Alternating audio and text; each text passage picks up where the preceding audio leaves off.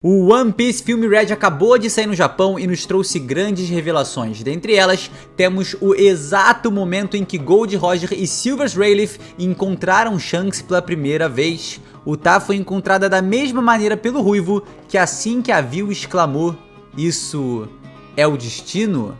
Quem foi na estreia do filme Red também recebeu um livreto especial de One Piece com algumas informações bem legais chamado Volume 4 Bilhões. Nele, além de confirmar que o Shanks foi de fato achado pelos piratas do Roger, também nos mostra que ele foi encontrado em um baú de tesouro em God Valley há 38 anos, quando tinha apenas 1 ano de idade. E ainda temos um rascunho da cena pelo próprio Oda, canonizando mais do que nunca esse acontecimento, além de trazer resposta para esse momento no mangá, onde Roger diz que ele não segura um bebê há anos e Rayleigh diz que isso o lembra dos velhos tempos.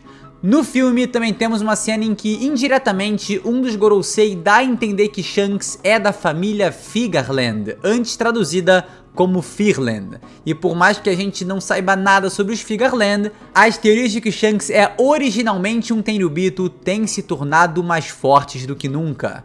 Beleza, tá tranquilo, mas o negócio é o seguinte: com todas as novas informações do filme, ainda há uma coisa que parece não fazer sentido, e o fandom em geral não tá dando a devida atenção. Esse vídeo, mais do que trazer respostas, é um convite para refletir alguns pontos de One Piece através de um novo ponto de vista.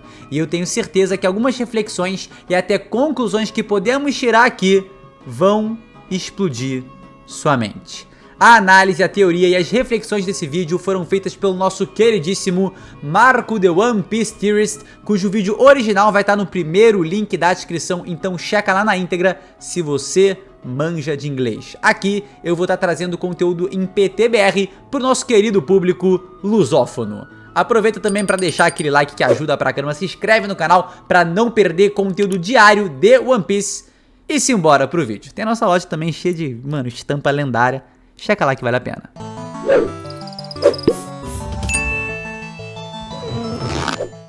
Gold Roger já era um pirata há 52 anos, e a gente tem a prova disso porque o Brook lembra dele como um novato. Depois de muitos anos de pirataria, 39 anos atrás, Roger finalmente foi capaz de chegar a Roadstar, a última ilha da Grand Line. Um ano depois, 38 anos atrás, o incidente de God Valley acontece. Nesse dia, Roger encontrou o pequeno Shanks de apenas 1 ano e após isso, o Ruivo fez parte de sua tripulação até completar 14 anos. Se o Shanks for de fato um Tenryubito, parece tranquilo assumir que sua terra natal seria, obviamente, a Terra Sagrada de Marejoa. Se não fosse isso, poderia muito bem ser a própria God Valley, o Vale dos Deuses, que poderia ser uma região onde os dragões celestiais costumavam passar, por isso o nome dado a essa ilha e a menção da presença de Tenryubitos lá. Em qualquer um dos casos, ele não lembraria ou nem saberia disso, afinal, ele esteve com os piratas do Roger desde que ele é um bebê. Suas primeiras memórias devem ser dentro do Oro Jackson, mas a gente sabe que a origem do Shanks não é nem de Marejoa e nem de nenhuma ilha da Grand Line. O Ruivo é do West Blue. Oda raramente menciona a região natal de algum personagem no mangá. Normalmente, ele faz isso através de SBS, databooks, entrevistas e etc. Mas quando ele usa as próprias páginas dos capítulos para mencionar a origem de algum personagem, é porque essas revelações têm potencial para ter um papel importante na narrativa, como por exemplo, o que ele fez com o Sanji. Em relação ao Shanks, a gente tem algumas questões curiosas. Durante os 25 anos de serialização de One Piece, a gente só tem o Ruivo aparecendo em pouquíssimos capítulos e pouquíssimos painéis. E mesmo nesse seleto número de aparições, o Oda faz questão de deixar explícito, através das palavras do próprio Shanks, que ele é do West Blue, essa aqui é da minha terra natal. Mas como isso é possível? Como a gente mencionou anteriormente, o Shanks entrou na tripulação do Roger com apenas 1 ano de idade e viveu no Oro Jackson até completar 14 anos. Você consegue perceber que tem alguma coisa estranha aqui, como se tivessem peças faltando nesse quebra-cabeça?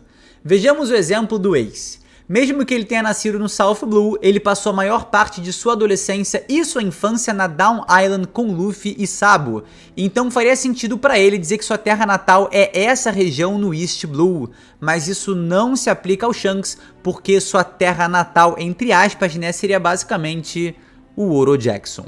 Agora, se a família Figarland é realmente de dragões celestiais, como e por que o Shanks teria nascido no West Blue?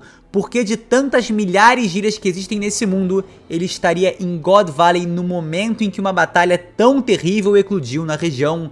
Porque o Shanks ainda se refere ao West Blue como sua terra natal e mais?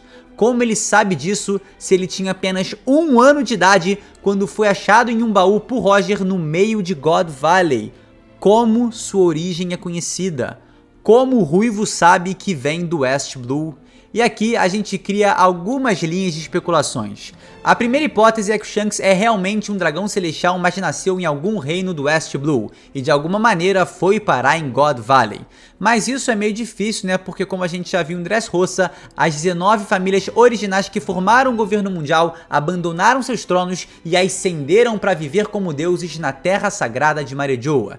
Então, uma hipótese mais ou menos mais possível. A segunda hipótese é a seguinte: como a obra One Piece é a aventura do Luffy até o final da Grand Line, a gente naturalmente considera que o final dessa grande rota é onde as ilhas que parecem essenciais para a jornada do protagonista vão estar. Mas hoje a gente sabe que a última ilha da Grand Line se chama Roadstar, e depois dela, de alguma maneira, a outra ilha oculta onde está One Piece, conhecida como Laugh Tale. Mas nada impede que agora, saindo de Wano, estejamos mais perto de Roadstar do que imaginamos, e as outras ilhas que a gente pensa que o Luffy pode passar, na realidade, sejam antes dessa região ou até mesmo em outros mares. Vale lembrar aqui que o Roger, depois de chegar em Roadstar e antes de se tornar o rei dos piratas, passou vários e vários anos navegando ao redor do mundo, descobrindo muitas outras ilhas, indo até o South Blue, conhecendo a Rouge e, mano, muito mais. Então nada impede que God Valley fosse no West Blue. Talvez, ao se referir à terra natal, o Shanks estivesse falando da localização onde God Valley costumava ficar. Até hoje, o mar que essa ilha pertencia ainda é incerto. A gente já viu, né, que tem algumas maneiras de realocar uma ilha em One Piece, então God Valley poderia estar originalmente no West Blue, até porque é dito que essa ilha simplesmente desapareceu, e como ela parecia ser um lugar importante para os dragões celestiais, é possível que ela não tenha sido realmente destruída sem deixar nenhum vestígio, e sim, né, ela pode ter sido levada para outro local ou algo do gênero. Isso certamente resolveria algumas inconsistências. E por mais que a gente tenha entrado nesse campo mais especulativo, né, a verdade aqui é única. Há algo sobre o West Blue que, seja o que for, é muito misterioso. Por exemplo, o Gunfall menciona que a entrada principal de Skypiea é o Peak of High West, o Pico do Alto Oeste. E por que existiria essa informação tão randômica sobre uma entrada principal de terras tão únicas como Skypiea? Vale lembrar que o Uruji, de raça celeste, ainda tem um papel para cumprir na obra. Também aguardamos uma explicação mais aprofundada sobre os povos celestes que vieram da Lua, a Birka de Enel e muito mais relacionado às Ilhas do Céu. Será que tudo não teria uma relação com West Blue, mar cuja a entrada principal de Skypiea pode ser acessada? Hiruruki foi curado depois de ver árvores de Sakura em um reino muito a oeste, e é provável que esse reino seja Kanokuni, que literalmente significa o País das Flores. Curiosamente, hoje sabemos que a localização de Kanokuni é exatamente no oeste, no West Blue. E não só isso. O lugar onde Barba Branca e Roger conversam pela última vez, onde o Rei dos Piratas revela vários dos maiores mistérios do mundo para Edward Newgate, tem grandes chances de ser Kanokuni, o que consequentemente torna o West Blue ainda mais interessante. Porque eles se reuniriam exatamente ali? E tem outro elemento, outra razão que torna a ideia do West Blue ser importante para a história ainda mais forte.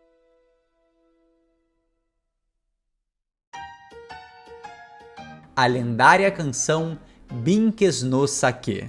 Como hoje todo mundo já deve estar ligado, né? A letra de Binks no Sake é claramente relacionada aos maiores mistérios do universo de One Piece. E existe uma possibilidade real e forte de que essa música tenha sido composta e preservada no West Blue. A primeira vez que a gente vê Binks no Sake na história é com os piratas Rumbar, que são, adivinha, exatamente do West Blue. E mais uma vez, Oda faz questão de deixar explícita essa informação e colocar no próprio mangá, mesmo que o Calico York não seja um grande personagem da série. Ele dá ênfase que eles são do West Blue. Um breve detalhe fora de tópico aqui, mas que vale muito a pena a reflexão. Em nenhum momento foi explicado por que os piratas Rumbar queriam alcançar o final da Grand Line antes do dia que o Roger contou ao mundo sobre o One Piece e começou a grande era dos piratas. Será que o Calico York sabia algo sobre chegar ao fim da Grand Line antes de Roger? Qual era a sua motivação? Estreia relacionada à própria canção de Binks no Sake? Essas especulações são muito interessantes de se pensar, mas teorias sobre isso a gente deixa para um próximo vídeo. Vamos voltar aqui para o raciocínio principal. Quando o Brook toca Binks no Sake para os Chapéus de Palha pela primeira vez, apenas a Nico Robin, fora o Luffy, que aprendeu com o Shanks, reconhece a música e diz: que nostálgico.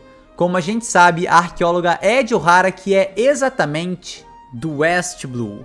E será que por ela ser a única que reconhece essa música e sua terra natal tem uma relação tão forte com a história dos Poneglyph, isso não fortalece a ideia de que Binks no Sake está conectada aos segredos do mundo? No flashback de Oden, o Crocus já estava com os piratas do Roger quando nós o vemos cantando essa música. Então talvez ele tenha sido responsável por ensinar a eles essa canção. E olha que curioso, nunca houve nenhuma situação no mangá em que Binks no Sake foi tocada sem a influência direta ou indireta de alguém do West Blue. Você já parou para pensar no quão interessante isso é? Na música ter passado da tripulação do Brook pro Crocus, do Crocus pro bando do Roger pro Shanks, do Shanks pro Luffy e hoje o próprio Brook ser capaz de tocar essa canção pro Luffy como se fosse um ciclo sendo concluído? Seria isso o destino?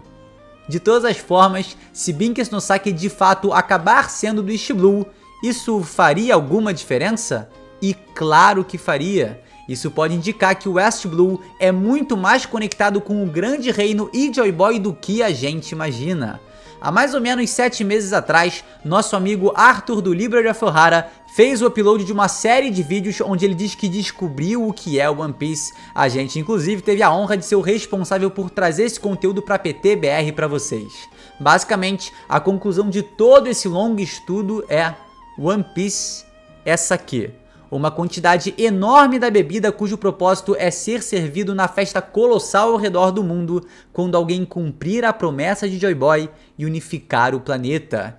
E cada vez que eu releio One Piece e cada vez mais que a história avança, mais convencido eu fico de que a teoria do Arthur segue na direção correta. Parece que desde o primeiro capítulo da história, quando faltou sake no bar da Makino no capítulo 1, até os dias de hoje, o Oda vem dando essa dica pra nós de alguma forma. Então, se de fato One Piece é um sake pra maior festa desse planeta, não faria sentido que esse sake fosse o melhor sake do mundo? Da terra natal de um certo capitão pirata com vários companheiros cujos nomes provêm de bebidas? Como Beckman, que é um vinho, Lime Juice, que é autoexplicativo, e a Sop the Chaser, que é um drink, tal como Punch. Também não faria sentido que as pessoas que criaram e estocaram esse sake em um lugar seguro para grande festa ao redor do mundo serem aqueles que criaram a música sobre o dia em que todos eles iriam distribuir esse sake por todo o planeta?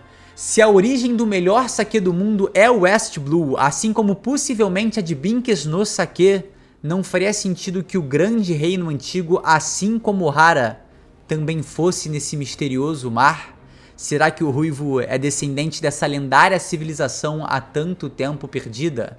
E talvez a pergunta mais intrigante, levando em conta tudo que levantamos nesse vídeo: será que existe alguma possibilidade menor que seja do One Piece estar no West Blue? Laugh Tale é supostamente a última ilha da Grand Line, mas desde o capítulo 820, Oda nos colocou a pensar sobre isso. Principalmente se a gente considerar que o Roger revisitou, revisou, refez muito o curso de sua jornada antes de alcançar Roadstar. Por que diabos ele teria feito isso se supostamente a ilha seguinte estaria numa região mais próxima ao final da Grand Line? Aqui entra uma outra questão. Depois que o Luffy chegar a Roadstar com a Red Line à sua frente como um grande paredão o impedindo de avançar, para onde vamos seguir? Voltaremos pela mesma rota da Grand Line fazendo o caminho oposto? É possível e provável que isso ocorra, mas ainda há mais mares para serem explorados que podem esconder segredos. O West Blue é do lado do novo mundo da Red Line, então o Luffy estaria possibilitado de ir para lá cruzando o Calm Belt, que pareceria algo impossível anos atrás, mas que hoje provavelmente seria um caminho fácil de se fazer considerando seu nível de força atual. Nenhum rei do mar ousaria se aproximar de alguém com o haki do rei tão poderoso. Jinbe, por exemplo, poderia manipular as correntezas do mar, Nami iria influenciar e criar ventos, e no fim das contas, o Frank pode meter um motorzão no Sunny, o que tornaria muito mais fácil a travessia pelo Calm Belt, que se torna uma possibilidade super interessante. Agora, só por mencionar e colocar aquela pulga atrás da orelha. Em um dos primeiros rascunhos de One Piece, parece que há um penhasco de 10 km chamado Corkwood, perto da borda do West Blue, com o Calm Belt. Será só uma ideia obsoleta ou algo que eventualmente entrará na história? Essa é mais uma das perguntas que por enquanto permaneceremos sem resposta. Tal como se Shanks foi encontrado em God Valley quando criança, como ele sabe que sua terra natal é o West Blue? Será que essa ilha pertencia a esse mar? Afinal, o Ruivo é filho de um dragão celestial ou talvez descendente direto do grande reino antigo? E essa lendária região, assim como Hara e provavelmente Binkes no Sake, também fazia parte do enigmático Mar do Oeste? Como eu disse no início do vídeo, ele é mais um convite a refletir sobre pontos muito curiosos de One Piece, como Binkes no Sake, a origem de Shanks e os mistérios que permeiam West Blue. No fim das contas, a gente sabe que One Piece tem diversas influências do romance mitológico Jornada para o Oeste, que conta a história do Rei Macaco. E como vemos, o próprio One Piece pode ser a história de Monkey D. Luffy, o rei dos piratas, em direção ao oeste. E não seria incrível que uma história que começou no East Blue, a terra do sol nascente, terminasse no West Blue com o pôr do sol, após o dia do amanhecer do novo mundo? Esse foi o vídeo e eu espero de verdade que você tenha gostado e que ele te faça refletir sobre essas incríveis questões aqui levantadas e obviamente chegar às suas próprias respostas. Não esquece, por favor, de deixar aquele like, se inscrever no canal se ainda não é inscrito e obviamente, mano, agradecer aí o Marco por essa teoria, por essas especulações aqui, por essa linha de raciocínio absurdamente interessante e que certamente faz a gente enxergar One Piece, Laugh Tale e vários mistérios desse universo através de outra perspectiva. Então é isso, muito obrigado por me acompanhar até aqui e a gente se vê, sem sombra de dúvidas, exatamente, meus queridos, num próximo vídeo. É isso, galera, valeu! E essa sacada aí final também da Katarina, né, de se iniciar a história no East Blue, a terra do sol nascente, e terminar no West Blue com o pôr do sol, foi simplesmente a cereja do bolo.